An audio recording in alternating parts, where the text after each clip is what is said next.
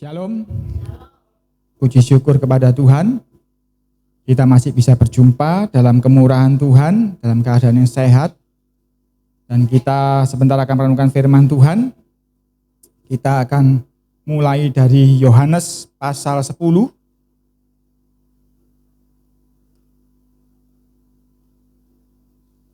Kita akan baca mulai dari ayat yang ke-11.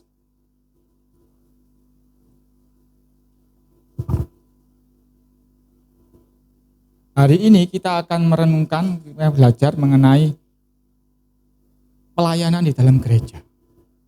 Supaya kita paham apa sih yang sedang kita lakukan bergereja ini. Supaya kita tidak kehilangan arah, kita tahu, oh ini loh yang kita lakukan. Karena kalau tidak kita akan tidak sadar, ngapain kita ya. Sering toh di luar tuh banyak orang demo, tanyain kamu demo itu apa, enggak tahu, pokoknya datang. Kata Pak Abed, demi nasi bungkus ya. Karena itu kita sekarang harus perlu belajar mengenai kita bergereja itu ngapain sebetulnya. Kita baca Yohanes 10 ayat 11. Ini sudah pernah kita baca. Akulah gembala yang baik memberikan nyawanya bagi domba-dombanya. Sedangkan seorang upahan yang bukan gembala dan yang bukan pemilik domba-domba itu sendiri, ketika melihat serigala datang meninggalkan domba-domba itu, lalu lari, sehingga serigala itu menerkam dan mencerai-beraikan domba-domba itu. Jadi Yesus ini adalah gembala yang baik. Gembala yang baik apa? Ciri-cirinya memberikan nyawanya bagi domba-dombanya. Dan yang bisa menyerahkan nyawanya bagi domba-dombanya ya hanya Yesus. Jadi gembala yang baik hanya Yesus. Tapi di samping gembala banyak orang-orang upahan, bukan katakan di sini seorang upahan yang bukan gembala. Kenapa dijelaskan di sini seorang upahan yang bukan gembala? Artinya upahan ini menyerupai gembala. Jadi gembala yang baik cuma satu, yaitu Yesus. Dan dia sudah terbukti menyerahkan nyawanya untuk domba-dombanya. Loh Pak, lalu kok ada gembala jemaat di gereja? Nah, kita perlu belajar itu makanya. Jadi gembala yang baik itu menyerahkan nyawanya, yaitu Yesus sendiri.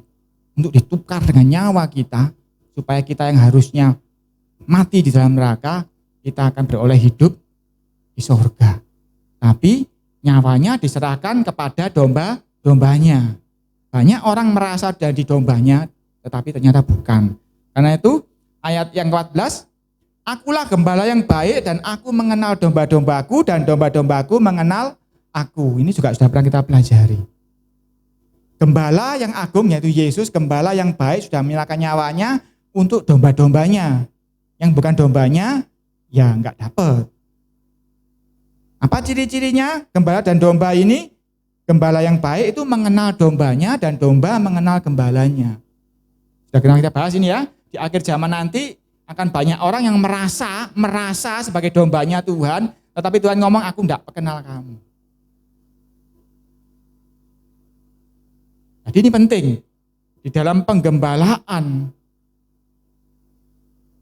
yang merasa dombanya Tuhan Yesus harus yakin, tidak boleh merasa, harus yakin bahwa dia mengenal Yesus dan Yesus mengenal dia. Semua orang kan merasa, yang ke gereja kan semua merasa kan, bahwa aku ini dombanya makanya aku datang. Tapi saya ngomong, setiap yang merasa ini harus yakin bahwa dia mengenal Yesus dan Yesus mengenal dia. 15 sama seperti Bapa mengenal aku dan aku mengenal Bapa dan aku memberikan nyawaku bagi domba-dombaku. Yesus memberikan nyawanya, tetapi bagi domba-dombanya. Nah, pertanyaannya, kenapa kok kita bergereja ini ada yang namanya gembala? Gereja yang kita ya, gereja Protestan ya, Antekosta ya. Karena ada gereja yang lain tidak mengenal kata gembala. Mungkin kalau di Katolik nggak ada ya istilah gembala, hanya romo. Ini tidak salah nanti, karena di dalam tahapan hubungan di bergereja itu ada 3 tahapan sebetulnya. Penggembalaan, pemuritan, dan nanti keluarganya Tuhan. Kalau gereja Katolik mengambil posisi sebagai romo, sebagai bapak, berarti dia ngambil level yang ketiga sebetulnya. Tetapi kenapa kok kita di dalam gereja kita ini pakai istilah penggembalaan? Karena satu yang paling penting di dalam mengikuti Yesus yaitu kita ingin apa? Selamat. Nah, selamat ini hanya didapatkan ketika sang gembala memberikan nyawanya kepada domba-dombanya.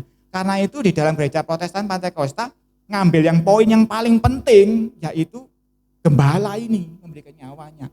Karena itu sistem gerejanya di Protestan di Pantekosta adalah gereja yang penggembalaan. Karena ini poin paling penting, poin memang poin dasar sebetulnya, level dasar mengiring Yesus itu adalah penggembalaan. Tetapi ini yang dipegang, karena apa? Walaupun engkau tidak bisa berbahasa roh misalnya, walaupun engkau tidak punya karunia bernubuat, tetapi yang penting kan selamat masuk surga loh. Ini yang saya sampaikan beberapa waktu ini kan, itu adalah khotbah-khotbah penggembalaan. Karena apa? Tugasnya penggembalaan itu adalah ya itu tadi, membawa supaya domba-domba ini selamat. Supaya domba-domba ini mengenal Yesus dan Yesus mengenal domba-dombanya ini. Lalu kenapa pemimpin gereja ini disebut gembala? Padahal gembala cuma satu, yaitu Yesus. Kita buka Yohanes pasal 21. Kita baca ayat 15. Ini ingat ya kejadiannya ini, anak suamiku pasti ingat. Sesudah sarapan, Yesus berkata kepada Simon Petrus, "Simon, anak Yohanes, apakah engkau mengasihi aku lebih daripada mereka ini?" Jawab Petrus kepadanya, "Benar Tuhan, engkau tahu bahwa aku mengasihi engkau." Kata Yesus kepadanya, "Gembalakanlah domba-dombaku." Jadi Tuhan Yesus sendiri yang memerintahkan Petrus untuk menggembalakan domba-dombanya Yesus. Domba-dombaku, yang ngomong Yesus berarti domba-dombanya Yesus. Karena Yesus akan naik ke sorga, dia perlu seorang perwakilan, dia perlu ada yang menjadi figur mewakili dia menggembalakan domba-dombanya Yesus ini. Karena itu gembala sidang ini, pemimpin gereja ini disebut gembala karena memang Yesus sendiri yang menunjuk, gembalakan. Orang yang menggembalakan namanya ya gembala. Tetapi ingat di sini Yesus ngomong, gembalakan domba-dombaku. Artinya ketika saya sebagai gembala sidang, saya sedang menggembalakan domba-domba, bukan domba-domba saya, tetapi domba-dombanya Yesus. Kenapa sih kok ada orang yang ditunjuk menjadi gembala? Apa bedanya gembala sama domba-domba? Podo-podo manusianya. Lihat di sini. Sederhana sekali. Ini kan waktu Yesus sudah mati bangkit. Lalu Petrus kembali, seorang penjala manusia kembali menjadi penjala ikan. Song lagi, jala semalaman enggak dapat. Ya, atau ingat ceritanya, Yesus kemudian memerintahkan tebarkan jalamu ke kanan. Petrus dapat ikan. Tetapi kali ini Yesus enggak dilayani murid-muridnya. Yesus kali ini sudah siap sarapan, ada api, ada ikan, ada roti. Habis selesai sarapan, tadi kita baca ya, sesudah sarapan, Yesus ngomong kepada Simon, "Simon, anak Yohanes, apakah engkau mengasihi aku lebih daripada mereka ini?" Ini loh saudara-saudara, seorang gembala sidang. Tuhan Yesus cuma minta itu toh. Tidak perlu engkau pandai berkhotbah, tidak perlu engkau kaya, tidak perlu engkau penuh karunia, tidak perlu engkau macam-macam. Yesus cuma istilahnya itu, apakah engkau mengasihi aku lebih daripada mereka ini? Petrus tidak berani jawab. Ya Tuhan, aku lebih dari mereka, tidak berani. Saya juga ditanyain, tidak berani jawab begitu. Tetapi saya mau sampaikan kepada saudara bahwa Setiap orang yang berdiri sebagai gembala sidang, Tuhan Yesus nuntut ini.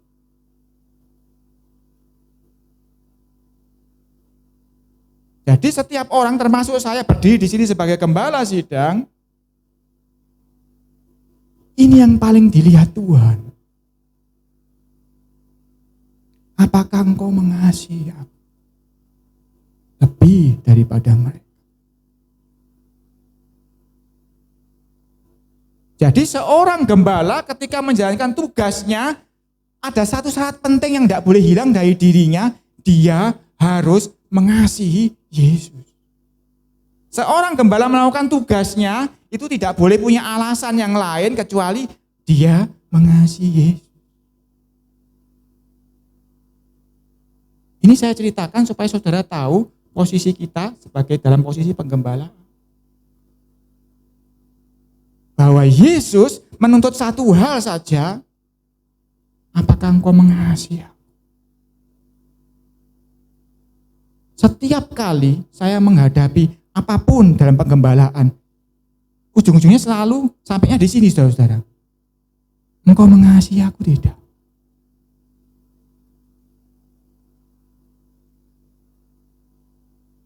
Jadi saudara-saudara, ketika kita di sini ada penggembalaan, terus terang, jujur saya sampaikan kepada saudara, saya tidak melakukan untuk saudara. Saya melakukan karena saya mengasihi dia. Ini penting diketahui. Karena itu saya tidak bisa memuaskan semua pihak. Pandangan saya selalu, aku harus memuaskan Yesus yang aku cintai. Ini masih jemaat sedikit, saudara-saudara. Di jemaat yang banyak ribuan, gembala itu semakin puyeng kepalanya. Nanti tentukan jam kebaktian saja, itu bisa debat rapat berminggu-minggu. Tentukan perayaan Natal temanya apa aja, bisa berminggu-minggu debatnya, rapatnya. Tetapi seorang gembala nanti ujung-ujungnya selalu akan Tuhan Yesus ngomong, kau mengasihi aku apa tidak.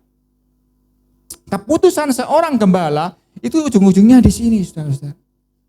Engkau melakukan itu untuk apa? Apakah untuk mengasihi aku? Saya beberapa kali ada mau melakukan sesuatu, saya batalkan hanya karena itu.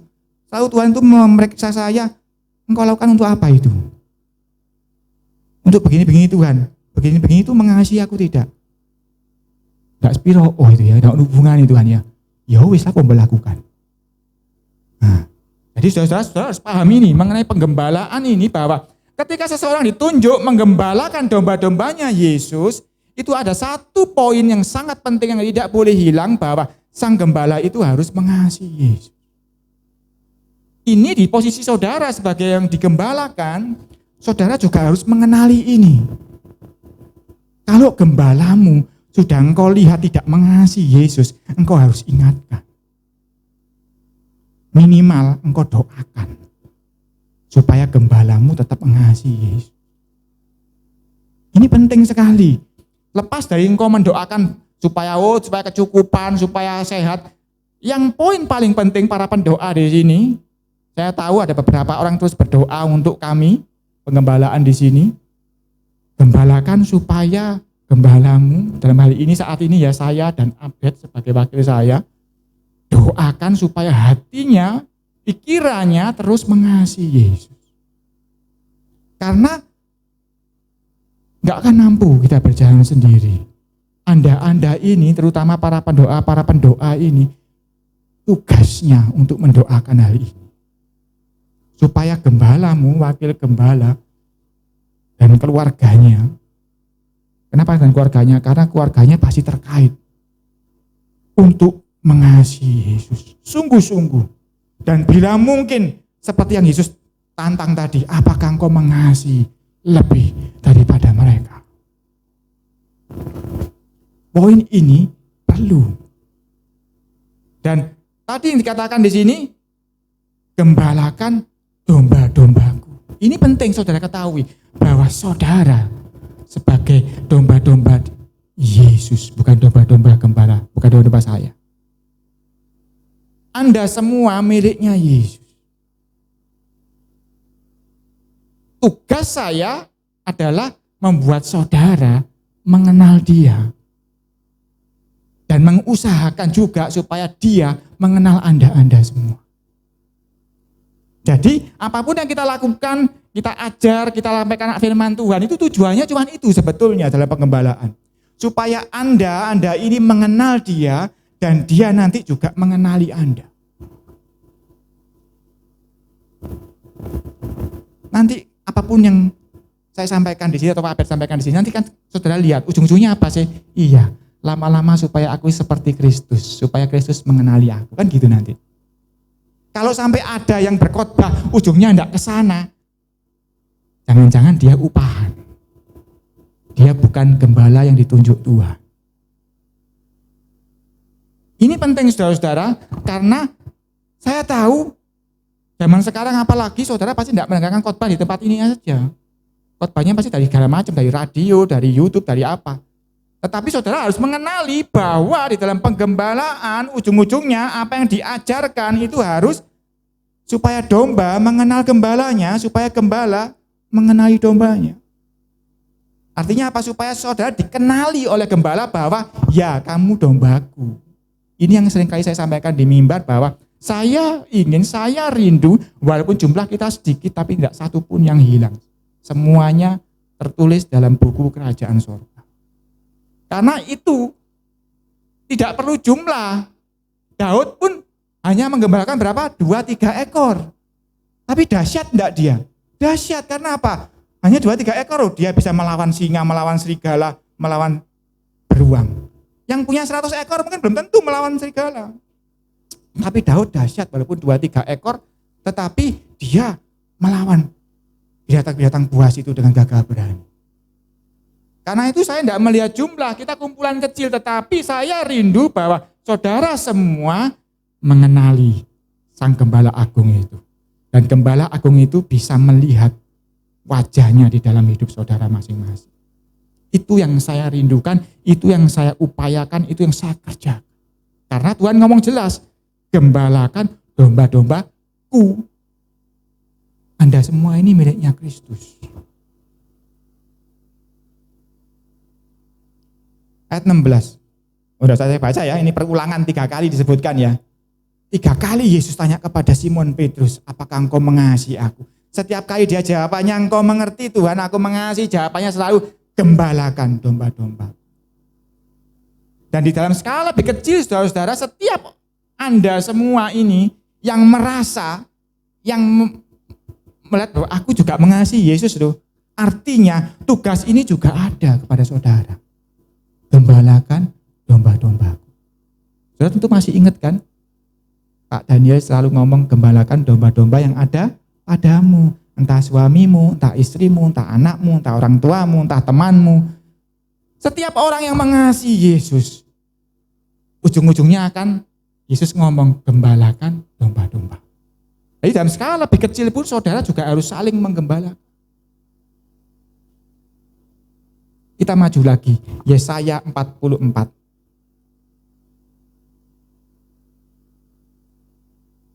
Ini saudara kalau baru tahu akan kaget. Kalau baru tahu, kalau sudah tahu ya udah. Yesaya 44 ayat 28.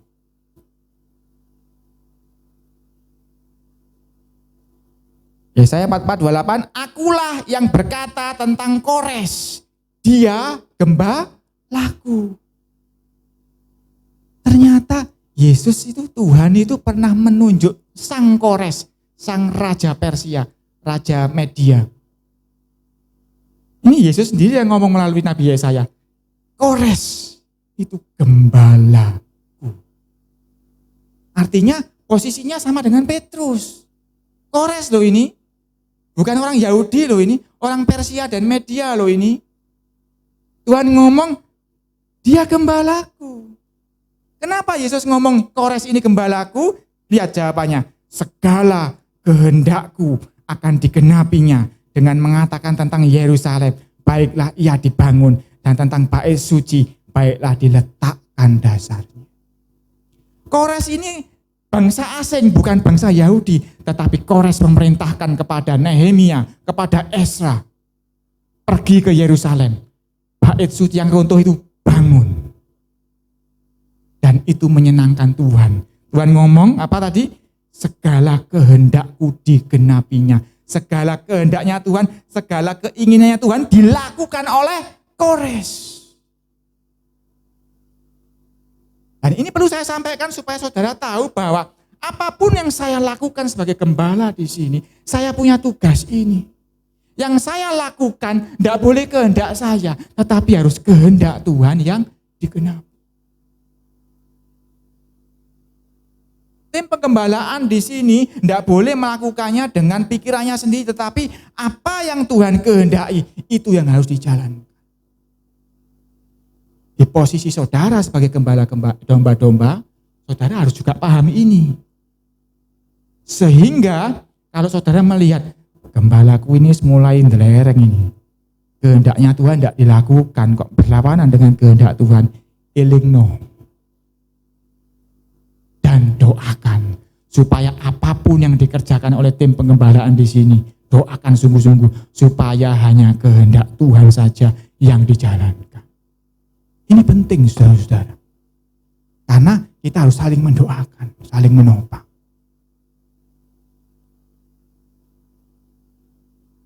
Jadi dalam penggembalaan, satu tadi poinnya adalah bahwa yang digembalakan itu bukan domba-dombanya sang gembala sidang, tapi domba-dombanya Yesus. Dan ciri-cirinya domba itu harus mengenali Yesus, Yesus harus mengenali dia. Dua arah. Dan sang gembala jemaat ini harus mengupayakan hal itu.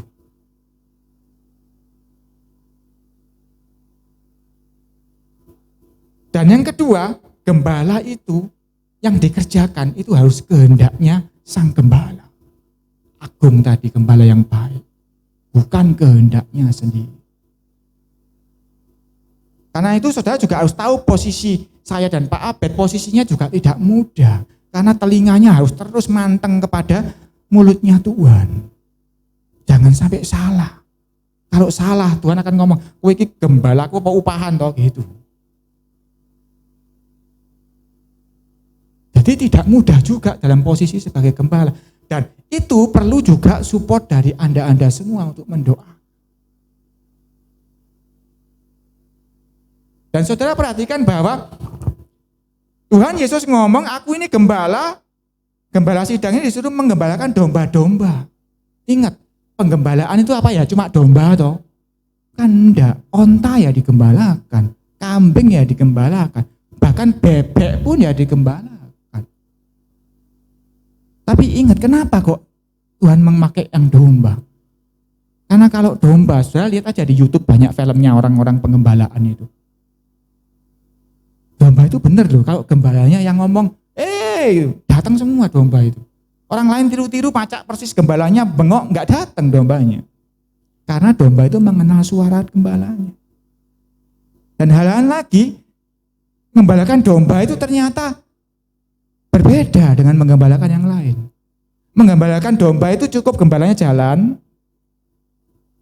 dombanya nanti ngetutno semua. Saya pernah lihat di YouTube, ada gembala yang punya 1000 domba, 1000-1000-nya itu enggak perlu dikomando macam-macam, gembalanya jalan, semuanya baris jalan. Ya cuman kalau 1000 sudah barisnya enggak satu, sudah gerombol gini, tapi arahnya ngikuti gembalanya.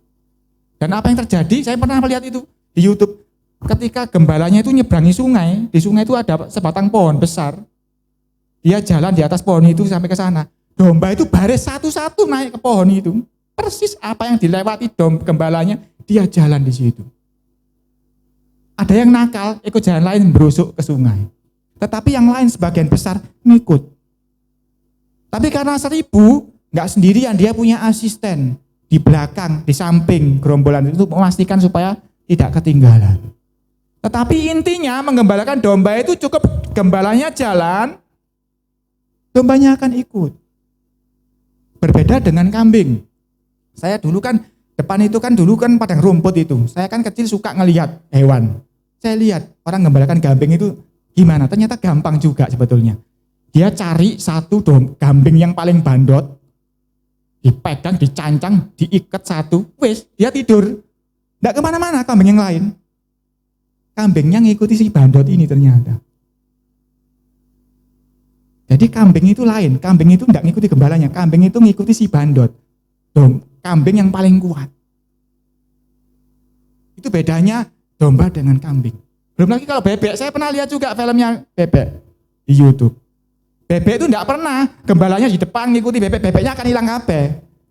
Bebek itu enggak gitu, bebek itu ya sama, bebek itu tolah-toleh lihat temannya jalan dia ikut temannya. Jadi tugas gembala bebek apa? Tugasnya cuma gini tok.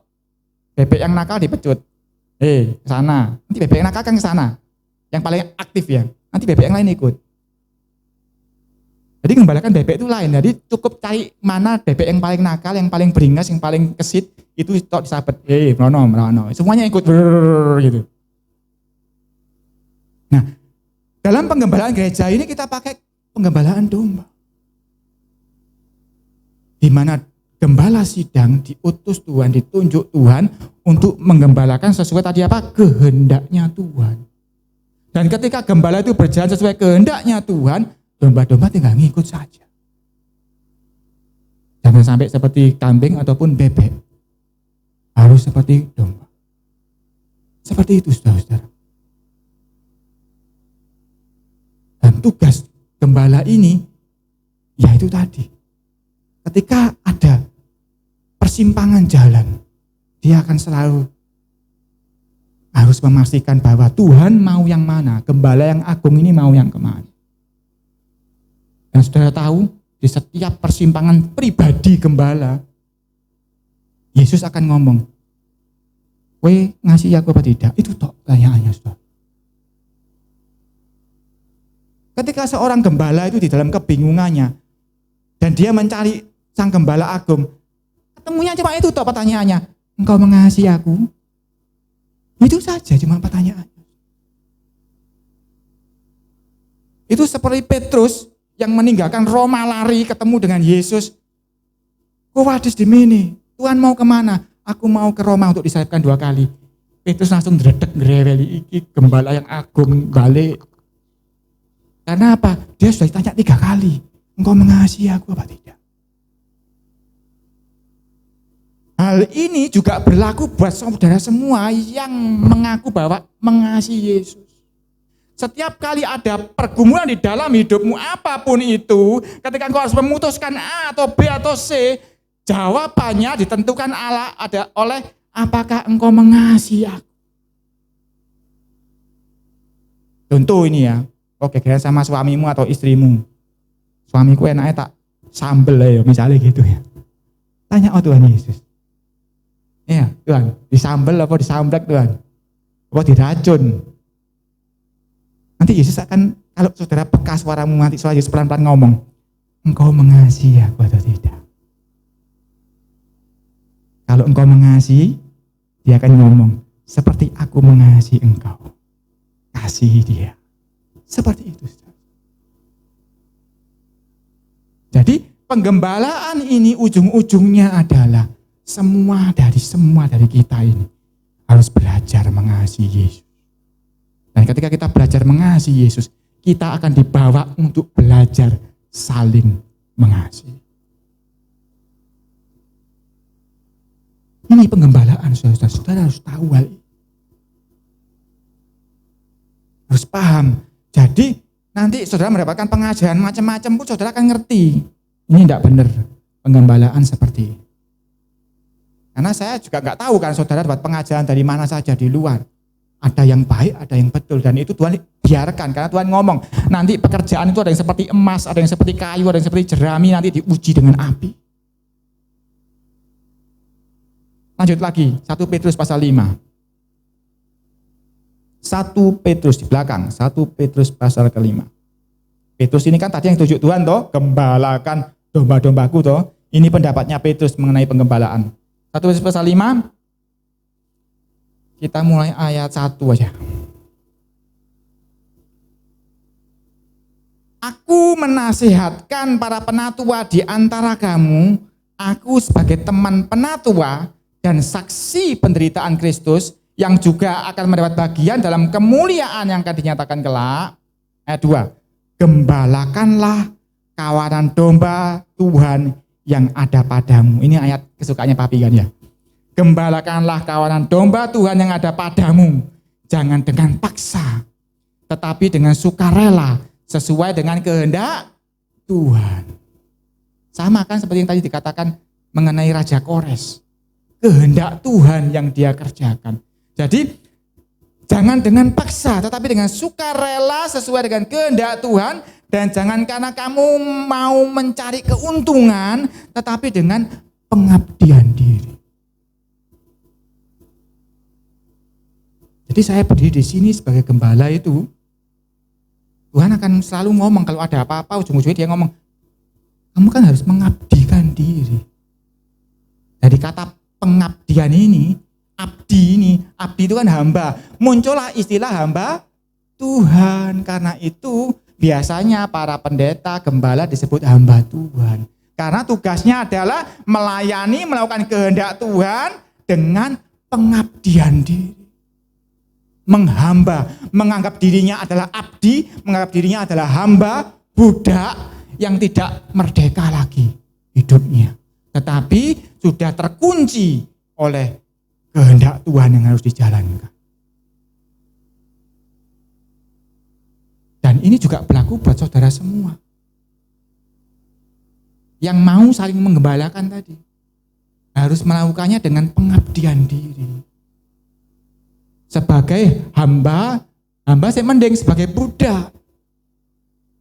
Bahkan kalau ada ayat yang lain mengatakan, Paulus mengatakan, aku ini tawanan roh. Aku ini tawanan punya hak, enggak ngomong, enggak punya, ditampel. Mulut tidak ngomong baik penjaga. Enggak ada. Karena itu dikatakan, seperti domba kelu dimasukkan ke pembantaian. Yesus ngomong seperti itu. Itulah pengabdian diri. Kadang-kadang kita harus berhenti bicara, kita harus diem.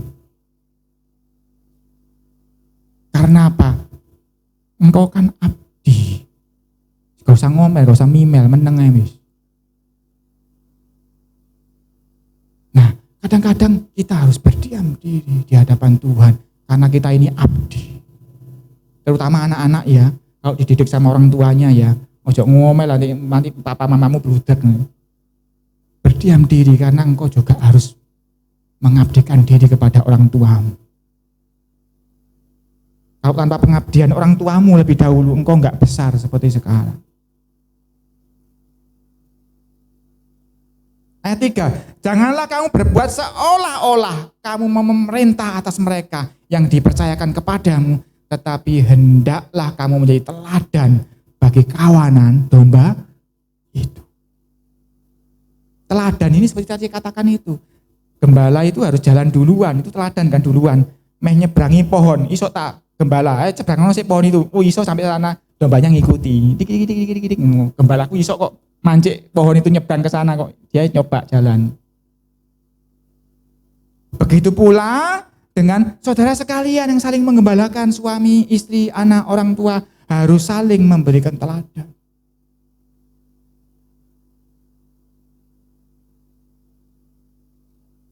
Misalnya ada anak ini yang ngomong sama orang tuanya, mama nggak adil, sama si A lebih sayang, sama aku kurang sayang. Engkau kepingin mamamu adil, engkau kasih teladan dulu, engkau harus adil dulu. Gimana Pak caranya anak adil? Gampang. Yang ngasih makan kamu itu game apakah mama papamu? Nah, terus yang kamu pijeti HP-mu mau pijeti apa mama papamu pijeti? Nah, kan kalau engkau menjadi HP-mu lebih banyak daripada mama papamu, enggak adil. Jadi jangan komplain orang tuamu enggak adil. Ya, itu contoh sederhana. Jadi setiap orang yang komplain kepada orang lain, coba engkau periksa diri, engkau mulai kasih teladan. Ini sudah pernah saya sampaikan dulu, bahwa mengenai kasih, kalau ada orang yang menurut enggak benar, artinya tugasmu untuk mengasihi dia. Ya ingat ya, dulu pernah saya ajarkan di sini kan, kalau ada menurutmu ada orang yang enggak benar, artinya dia kurang kasih, tugasmu untuk mengasihi dia. Bukan tugasku loh, kamu yang ngelihat kok, kalau orang itu enggak benar, itu tugasmu. Bukan tugasnya orang lain enggak ngelihat kok, yang ngelihat kan kamu. Kasihono orang itu. Nah seperti itu kira-kira. Saling memberi teladan. Ini yang Rasul Petrus katakan. Karena apa? Petrus ini saudara-saudara, orangnya berangasan. Tapi sejak dia ditunjuk Tuhan, gembalakan domba-dombaku. Saudara lihat Petrus di Injil sama Petrus yang di suratnya ini berbeda sama sekali. Karena dia harus belajar untuk memberi teladan. Dia yang berangasan jadi sabar. Ini menjadi gembalanya Tuhan. Ayat 4, saudara gak usah bingung, gak usah ngersulo. Ayat 4, maka kamu apabila gembala agung datang, kamu akan menerima mahkota kemuliaan yang tidak dapat lain. Berbeda sama kepercayaan lain saudara ya, yang di dunia berusaha sebanyak mungkin membuat pahala. Enggak, ikut Yesus engkau enggak perlu bikin pahala. Untuk mendapatkan mahkota, engkau perlu saling menggembalakan. Mahkota kemuliaan diberikan kepada orang-orang yang menggembalakan domba-domba yang ada pada. Karena itu, ini seringkali disebut oleh Papi, sering diajarkan kan, munculnya sudah bukan 2-3 kali, sering ini muncul ayat ini oleh Papi. Karena dia juga rindu saudara nanti di akhir zaman terima mahkota kemuliaan. Tugasnya dia untuk mengingatkan terus hal ini. Dan sekarang tugas saya untuk mengingatkan terus hal ini juga. Jadi ketika saudara saling menggembalakan, jangan khawatir. Engkau punya jatah mahkota kemuliaan yang tidak dapat lain. Yang kepingin digembalakan terus, enggak mau menggembalakan, kepingin jadi domba terus. Sorry, enggak dapat jatah ini. Ini jatah ini untuk orang yang mau menggembalakan. Enggak harus jadi gembala sidang seperti saya. Saudara saling menggembalakan. Itu kira-kira mengenai penggembalaan gereja. Dan bergereja itu adalah tahap berikutnya, yaitu pemuritan. Kita baca Matius 28.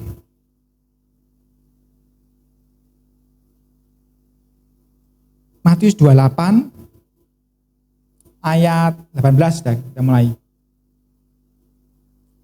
Ini Yesus mau naik ke sorga ya. Yesus mendekati mereka dan berkata, kepadaku telah diberikan segala kuasa di sorga dan di bumi. Karena itu pergilah, jadikanlah semua bangsa muridku dan baptislah mereka dalam nama Bapa dan Anak dan Roh Kudus, dan ajarlah mereka melakukan segala sesuatu yang telah kuperintahkan kepadamu. Dan ketahuilah, aku menyertai kamu senantiasa sampai kepada kesudahan.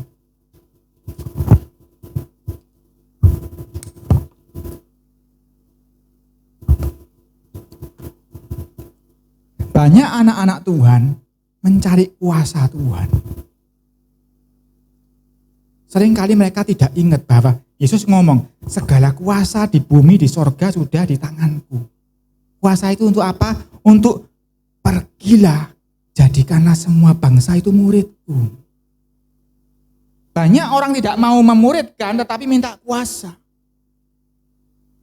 Dan tadi ayat 20, dan ketahuilah aku menyertai kamu senantiasa sampai akhir zaman. Tuhan menyertai untuk apa? Untuk orang-orang yang mau memuridkan ini. Banyak orang minta penyertaan Tuhan tapi dia tidak mau memuridkan. Padahal di sini jelas, jadikan semua bangsa muridku. Dan ajarlah mereka melakukan segala sesuatu yang telah kuperintahkan kepadamu. Ini penting sudah ketahui. Di dalam konteks pemuritan, saya mengajar atau Pak Abed mengajar atau siapapun yang mengajar di sini adalah sebagai guru mengajar murid. Tapi bukan benar-benar guru, karena sang guru itu ya cuman Yesus sebetulnya.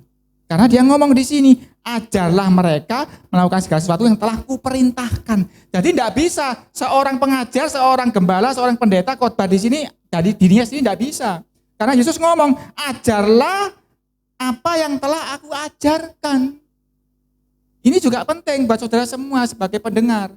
Kalau siapapun berkhotbah, entah di gereja ini, entah di momen yang lain, entah di YouTube dan sebagainya, kan banyak nih persekutuan kampung, persekutuan perusahaan kan ya. Setiap kali saudara mendengar pengajaran, saudara harus tahu yang diajarkan harus apa yang sudah diajarkan Yesus. Jadi kalau ada yang mengajarkan keluar dari konteks Alkitab, saudara harus waspada. Saudara harus paham, walaupun saudara diajar, saudara harus tahu kisi-kisinya. Oh, ini sudah keluar. Tuhan tidak minta itu kok, ayat ini ngomong gini kok, kenapa dia nyuruh begitu? Saudara karena itu harus menguasai Alkitab juga. Saudara harus belajar firman Tuhan. 3 hari yang lalu saya mulai di grup WA memberikan salinan dari buku God Speaks. Tuhan berbicara. Ya itu tidak persis Alkitab, tetapi memang kira-kira isi hati Tuhan seperti itu. Dia ingin terus mengajar saudara, ingin terus berkomunikasi. Jadi level kedua setelah pengembalaan, karena pengembalaan itu tidak ada isinya apa-apa. Sebetulnya pengembalaan itu cuma apa? Supaya engkau selamat. Karena Gembala Agung memberikan nyawanya buat Anda. Itu saja. Tetapi level berikutnya adalah selain domba, saudara juga jadi murid. Pernah enggak saudara ngelihat ada gembala, dombanya dikumpulno, diajari. Ayo, ini. Enggak pernah. Domba enggak perlu diajari, domba cuma meneladani, melihat contoh saja. Tapi ketika menjadi seorang murid, saudara harus belajar. Karena itu di gereja juga ada namanya pemuritan. Apa yang saya sampaikan atau Pak Abed atau siapapun yang sampaikan di sini, kadang-kadang konteksnya dalam penggembalaan untuk membawa saudara tidak lepas dari keselamatan. Tapi kadang-kadang juga konteksnya pemuritan untuk saudara semakin hari semakin serupa pengertiannya seperti sang guru. Karena Yesus sendiri ngomong, belajarlah kepadaku karena aku ini lemah lembut dan rendah hati. Jadi dalam konteks pemuritan, setiap pengajaran yang disampaikan di sini tujuannya adalah supaya saudara mengerti pikiran dan perasaan sang guru yaitu Kristus. Jadi kalau ada yang mengajarkan di luar itu tidak cocok sama pikirannya Kristus, tidak cocok sama pengajarannya Kristus, keliru. Saudara sudah harus doakan, saudara harus sampaikan dan sebagainya. Tergantung Roh Kudus pimpin. Tetapi saudara harus tahu konteks itu. Kalau sudah sesuai dengan yang disampaikan firman Tuhan, ya sudah, berarti sudah betul. Tapi saya mau sampaikan kepada saudara bahwa konteks pemuritan, sang asisten dosen ini, ya anggaplah yang ngajar ini kan sebetulnya bukan dari dirinya sendiri, dari sang guru, berarti asisten guru kan, asisten dosen. Ketika mengajar nggak sesuai, saudara jangan ambil dalam hati. Sering toh Pak Daniel ngomong, seperti domba itu loh Mama Bia, habis makan nanti dikunyah lagi, ada duri dilepeh ya gitu ya. Kira-kira seperti itu. Kalau ada yang nggak cocok sama firman Tuhan, ya jangan ditelan, dilepeh. Karena banyak pengajaran, ada yang betul, ada yang sesat. Saudara harus tahu membedakan itu. Apa sih bedanya Pak dalam penggembalaan dan pemuritan itu tadi? Pemuritan itu murid harus belajar sesuatu. Dan kalau saudara lihat dalam perjalanan Tuhan Yesus, murid itu sudah mulai membantu sang guru. Karena itu saudara diajarkan melayani. Ada yang berdoa untuk gereja ini. Ada yang ini overhead ini, ada yang main musik, ada yang mimpin pujian, ada yang macam-macam. Semuanya dalam rangka supaya semakin hari semakin bisa membantu. Murid ini tidak cuma belajar, tapi dia mulai praktek untuk membantu. Mengerjakan sesuatu. Aku tidak siapa Pak, kan punya mulut bisa berdoa di rumah. Setiap orang, setiap murid harus bekerja membantu sang guru. Saya bukan gurunya, saya cuma asisten. Gurunya tetap Yesus. Setiap orang harus membantu sang guru. Ini penting supaya apa? Supaya saudara tidak cuma mendengar saja. Kalau mendengar saja ya sudah levelmu cuma domba. Dalam pengembalaan, wis pokoknya selamat. Tetapi ketika engkau menjadi murid, engkau mulai belajar sesuatu, engkau mulai bekerja untuk sang guru. Ingat Yesus mau kemana? Butuh tumpangan. Ada tuh murid yang cari keledai itu. Ketika dia mau malam ini mau makan di mana, ada yang menyiapkan perjamuan kan, murid-muridnya kan. Karena mereka mulai bekerja untuk gurunya. Tidak cuma ngikut aja, kalau ngikut saja itu domba Mas Ian. Tetapi saudara selain domba juga punya kapasitas sebagai murid, belajar dan support membantu sang guru.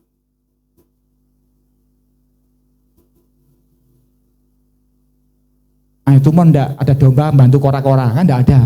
Enggak ada, yang domba enggak bantu apa-apa, domba cuma ngikuti gembalanya.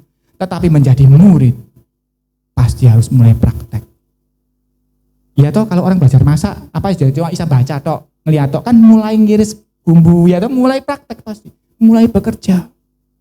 Murid ya gitu, ketika dia mulai belajar, dia harus mulai praktek bekerja untuk sang guru. Itu level yang berikutnya. Kalau saudara mulai bekerja untuk Tuhan, entah saudara berdoa untuk gereja ini, berdoa untuk saling mendoakan jemaat, entah saudara mengabarkan Injil, saudara bersaksilah sama tetangga saudara, itu sudah mulai menjadi murid saudara. Tidak sekedar domba. Dan pemuritan ini penting, harus tahu sang murid bahwa yang diajarkan harus yang Tuhan perintahkan, Tuhan ajarkan. Dan level yang ketiga adalah sebagai keluarganya Tuhan. Kita baca Matius pasal 5.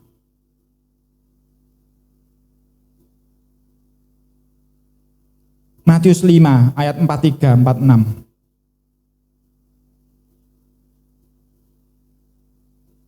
Sampai 46. Kamu telah mendengar firman, kasihilah sesama manusia dan bencilah musuhmu. Tetapi aku berkata kepadamu, kasihilah musuhmu dan berdoalah bagi mereka yang menganiaya kamu. Karena dengan demikianlah kamu menjadi anak-anak Bapakmu yang di sorga, yang menerbitkan matahari bagi orang yang jahat dan orang yang baik, dan menurunkan hujan bagi orang yang benar dan orang yang tidak benar. Apabila kamu mengasihi orang yang mengasihi kamu, apakah upahmu? Bukankah pemungut cukai juga berbuat demikian? Terus lagi. Dan apabila kamu hanya memberi salam kepada saudaramu saja, apakah lebihnya daripada perbuatan orang lain? Bukankah orang yang tidak mengenal Tuhan pun berbuat demikian? Karena itu haruslah kamu sempurna sama seperti Bapakmu yang di sorga adalah sempurna. Di dalam konteks keluarganya Tuhan, ketika saudara mengambil posisinya sebagai anak-anak Tuhan, ada satu syarat mutlak seorang tua dengan anaknya. Anak itu harus mewarisi sifat-sifat orang tuanya. Kalau enggak sama sekali, perlu diuji DNA-nya, jangan-jangan bukan anaknya itu.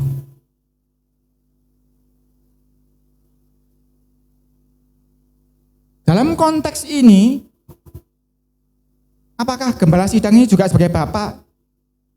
Ya, kadang-kadang seperti itu. Tetapi bapak yang asli tetap sama, cuma satu, bapak yang di surga. Setiap orang yang ada di dalam gereja ini harus semakin serupa dengan bapak. Apa bedanya Pak pemuritan sama keluarganya Tuhan? Ini ada bedanya sedikit, tapi sebetulnya besar.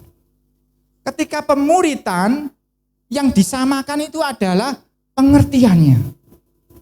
Karena kan diajar toh, pengertiannya itu disamakan dengan sang guru.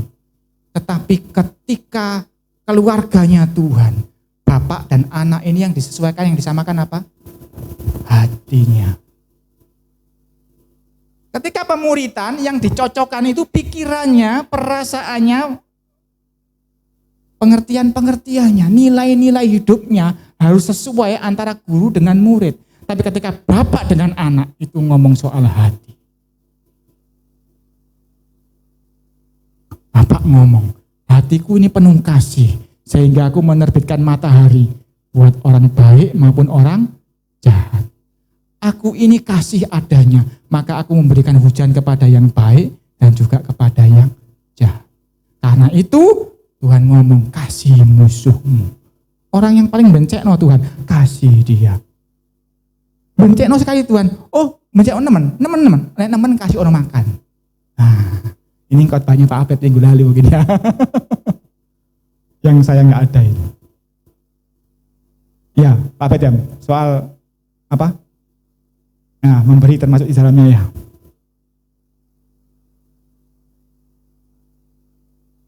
Saya walaupun tidak datang, tapi saya dengarkan rekamannya, saya tahu di YouTube juga sudah. Jadi, dalam konteks ketiga, level yang ketiga, kita ini adalah keluarganya Tuhan. Dan sama seperti penggembalaan, sama seperti pemuritan, ketika kita ngomong keluarganya Tuhan. Ya mau tidak mau saya juga seperti wakil Bapak rohani saudara. Yang hati saya harus mengarah kepada hati Bapak. Dan hati saya juga sehati dengan saudara semua. Karena itu Rasul Paulus ngomong, hendaklah engkau sehati sepikir. Sehati bicara mengenai keluarga Tuhan, sepikir mengenai pemuritan. Penggembalaan gak disinggung, tidak perlu.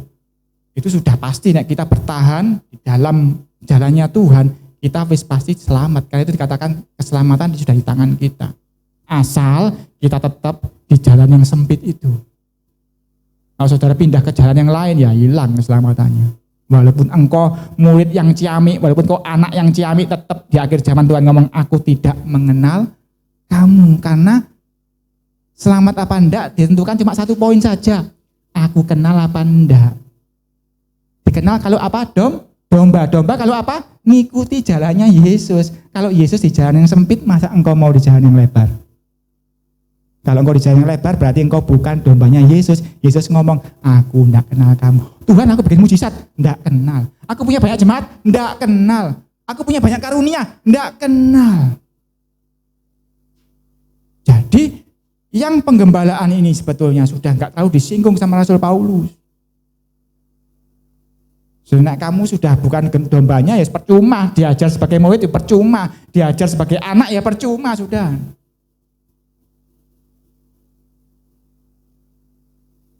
Tetapi saudara harus masuk ke level yang ketiga ini sebagai anaknya Tuhan. Karena apa? Anak itu memang punya tugas, harus hatinya harus mewarisi hatinya Tuhan. Tetapi ada warisan-warisan yang lain yang tidak dimiliki oleh seorang murid. Enggak ada juga orang mati. Oh, bapak ini punya rumah mati, rumahnya diwariskan kepada dombanya, kan enggak ada. Kan ke anaknya. Jadi warisan-warisan dari bapak itu diberikan kepada anak. Kalau saudara tidak masuk ke dalam level keluarganya Tuhan di dalam bergereja ini, saudara tidak akan menikmati warisan-warisan Tuhan itu. Tetapi itu semua jangan dipikirkan, dikatakan carilah dahulu kerajaan sorga dan kebenarannya, semua itu ditambahkan. Karena begitu engkau mendapatkan status sebagai anak, Tuhan ngomong engkau anakku yang kukasihi, maka semua itu ngikut sudah. Dan saudara tahu ketika saudara benar-benar menjadi anaknya Bapak, Bapak itu kan kasih, hatinya penuh kasih, hatimu juga penuh kasih. Apa yang terjadi ketika hatimu penuh kasih? Kembali ke poin nomor 1, gembalakan domba-dombaku. Jadi muterai 3 poin ini saudara-saudara. Penggembalaan, pemuritan, jadi anak, wis penuh kasih, wis gembala domba-domba, kembali lagi ke penggembalaan lagi.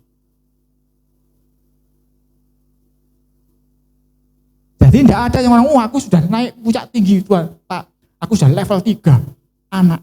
Ya, waktunya untuk kamu lagi jadi gembala lagi, turun ke bawah. Ya toh, semakin jadi gembala kan jadi apa tadi? Abdi, jadi hamba.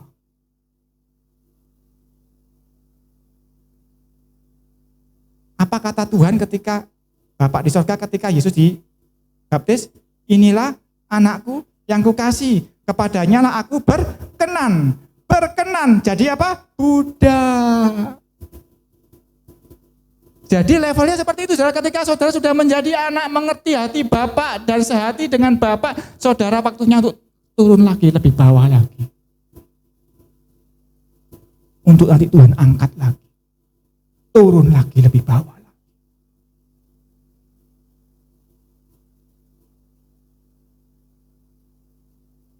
Saya pernah sampaikan di sini kan, ketika saya dulu mau menjadi suaminya istri saya ini, saya ngomong, nek kamu jadi istriku, ini janjiku ya, kamu jadi nomor yang terakhir. Karena apa? Aku di situ, aku di bawah, posisiku harus di bawah, jadi engkau harus di bawah kalau bersama-sama dengan aku. Kalau engkau di atas, engkau berarti jauh dari aku. Karena saya sendiri sebagai hambanya Tuhan ngomong gitu. Engkau harus pengabdian. Engkau mau di mana posisimu? Aku mau di sini Tuhan. Oh di situ, aku di sini. Dia yang membasuh kaki murid-muridnya. Kalau engkau di sini, engkau jauh dari aku.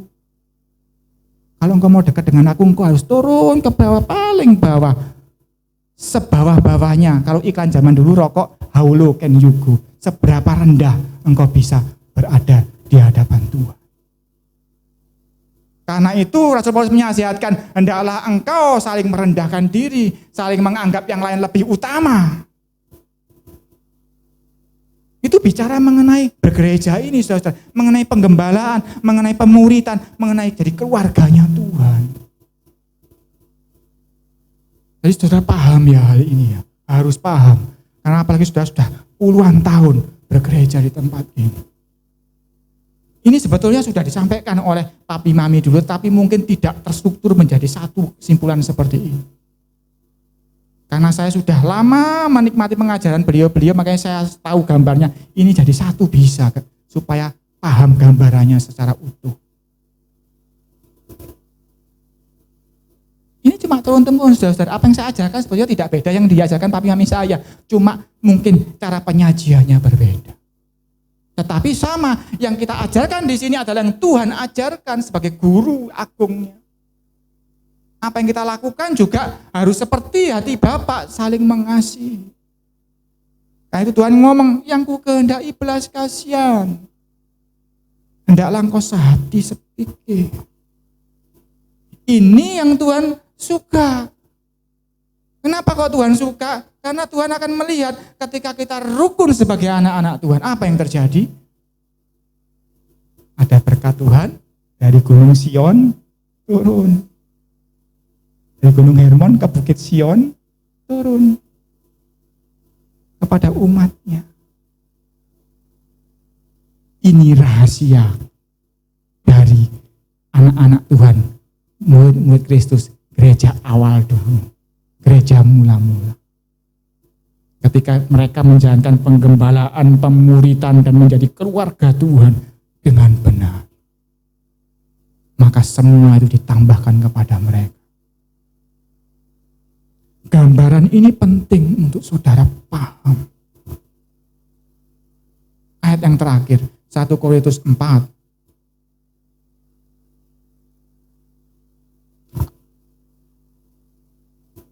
1 Korintus 4 ayat 14.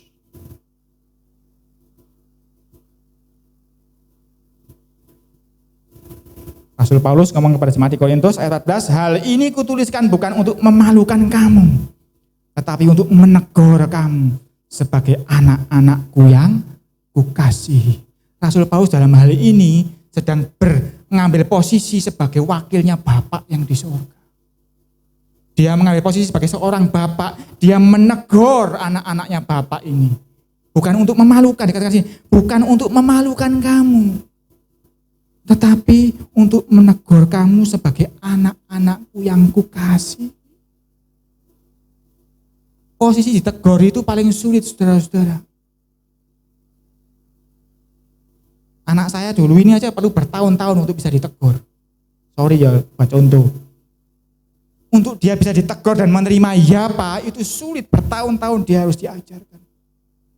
Pasti ngeyel, pasti ngomel. Tapi setelah dia belajar merenungkan iya. Pas tak renungkan pertama pasti panas kupingku, tapi ketika tak biarkan tak renungkan, betul omonganmu. Kan begitu ya? Bener gak?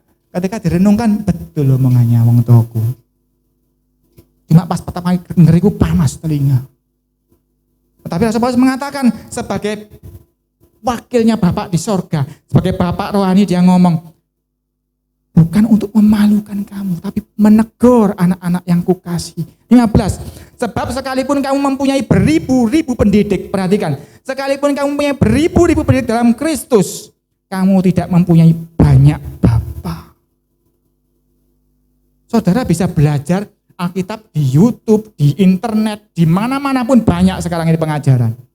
Dan Rasul Paulus ngomong, jangankan 100, 200, beribu-ribu pendidik engkau punya, bukan didikan sekuler ini, pendidikan dalam Kristus, kamu punya, kamu tidak punya banyak bapa. Karena akulah yang dalam Kristus Yesus telah menjadi bapakmu oleh Injil yang kuberitakan kepada. Ketika engkau ditempatkan di gereja ini, mau tidak mau, suka tidak suka, engkau harus bisa menerima siapapun yang menjadi gembala di tempat ini. Walaupun engkau mungkin punya ilmu lebih tinggi dari saya sekalipun. Bapak kan belajar dari 10 guru misalnya. Saya 1000 guru. Rasul Paulus ngomong, sekalipun engkau punya beribu-ribu pendidik, engkau tidak punya banyak bapa. Katakan di sini, aku yang ditunjuk menjadi bapak. Kasarannya Rasul Paulus ngomong seperti itu.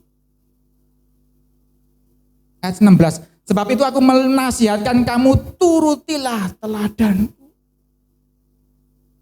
Kalau ada teladan saya yang tidak betul, isi ono saya. Seperti saya sampaikan, kalau saya ngomong sama papi kami saya ngenteni dia dingin. Setelah dingin saya ngomong baik-baik, gini loh. Dan doakan saya, supaya saya bisa menjalani tugas ini benar-benar dengan dasar mengasihi Sang Gembala Agung.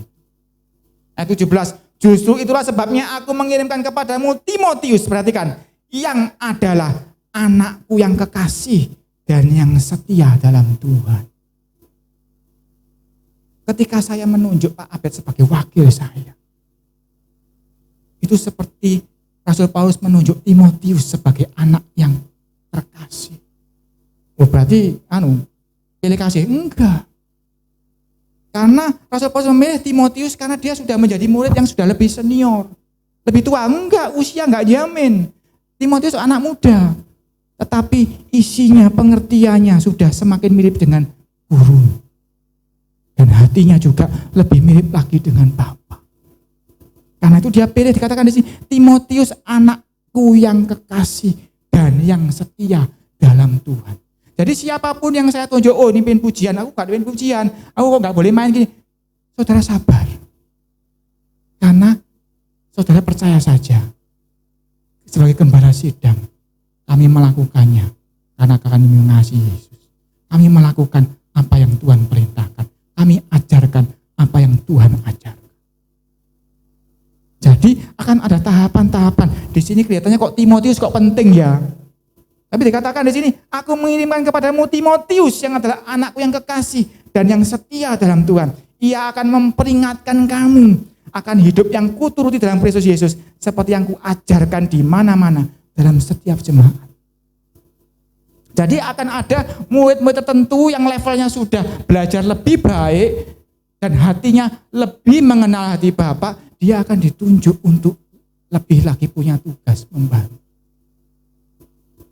Dan saya peringatkan lagi untuk level yang ketiga sebagai anak Bapa. Murid membantu gurunya terbatas, tapi anak bisa membantu orang tuanya lebih dari murid. Contoh permisi ya, permisi. Saya dulu mami saya sakit, saya membantu dia memasukkan dulu gula ke dalam anusnya mami saya. Apakah murid bisa? Enggak, anak yang bisa. Artinya apa? Seorang anak punya tugas lebih lagi membantu kepada orang tuanya, kepada bapaknya. Baik bapak yang di sorga maupun bapak rohaninya saya. Bagaimana membantunya? Macam-macam. Kadang-kadang membantunya ya berdoa, itu aja. Kadang-kadang juga melayani di sini. Itu sudah membantu. Tetapi dilakukan seperti anak membantu bapaknya. Oh tambah soro? Iya, level tinggi ya tambah soro. Karena setelah sampai puncak tadi saya katakan akan dijok lagi ke bawah. Ketika engkau mengasihi, engkau harus menjadi hamba, turun lagi, menggembalakan mengamalkan domba-dombanya Tuhan. Jadi mengiring Yesus secara garis besar ada 3 hal itu tadi. Dan saudara harus paham bahwa setelah sampai ke tingkat yang level yang ketiga yang lebih tinggi, saudara akan turun lagi ke bawah untuk kembali menjalani gembalakan domba-domba.